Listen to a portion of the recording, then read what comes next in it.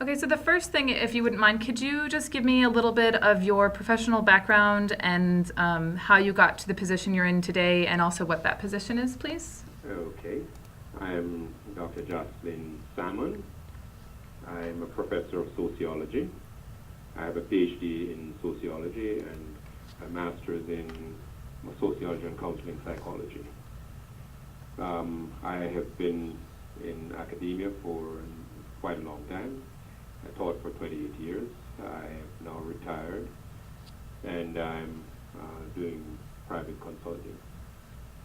I became, I'm vice president of the International Federation of Red Cross Red Crescent Societies, vice president for the Americas, which includes North America, South America, Latin America, Central America, and the Caribbean. I was elected to this position in December of 2009 and served for initial period of 4 years. Very interesting. So, are you familiar with the IFRC vision, and did you have a role in shaping that vision? Yes. Your Vision 2020? Yes. Yes. So, Most definitely, I had a role as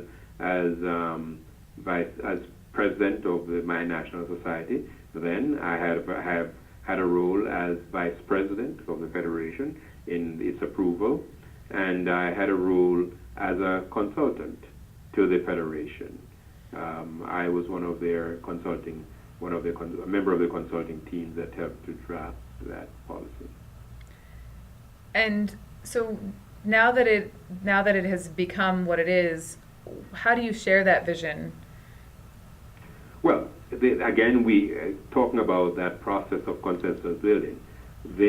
All 186 national societies have endorsed Right. the Vision 2020, and therefore all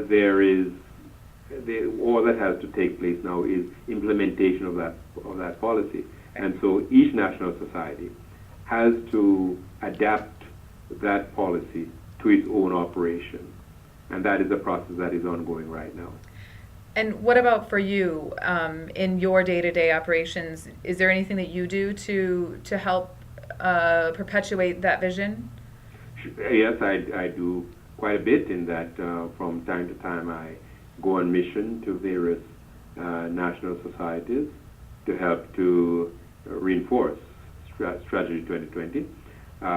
In my own national society here, I continue to be a member of the governing board, and I therefore help to draft their strategic plan and to ensure that the strategic plan is built around Strategy 2020. In what ways do you assist the national societies in implementing or in getting that vision out and known? Most often, the problem with implementing Strategy 2020 or any other strategy that we may have developed, its predecessor, Strategy 2010, the most difficult part is capacity. There are times when some of our national societies do not have the capacity to implement. And therefore, what we do is to help to build their capacity. And so in my vice presidential role, I make recommendations, I advocate for certain things to be put in place to help to build the capacities of those national societies.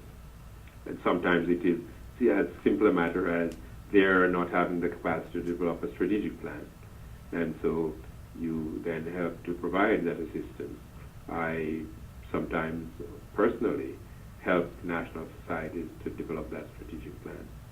Switching gears a little bit, in your leadership journey, what has been the most helpful in your development as a leader and who you are? Is it the training and education or watching other people, those kinds of things? You mean over the years or just in my relationship with the Red Cross? Over the years, over your lifetime. And also if you have an example of something specific that has happened and has led you to an epiphany moment of sorts? I can't point any particular moment, but I can say that over the years, my leadership role has been influenced significantly by a number of people. It has been significantly affected by some world leaders, men like Martin Luther King, Nelson Mandela, John Kennedy, Bobby Kennedy. Those are people who, at the world level, who I have looked to for some to emulate their leadership styles and their leadership capacities. In a more local sense, a number of teachers and professors have had tremendous influence on me in terms of my own leadership approach.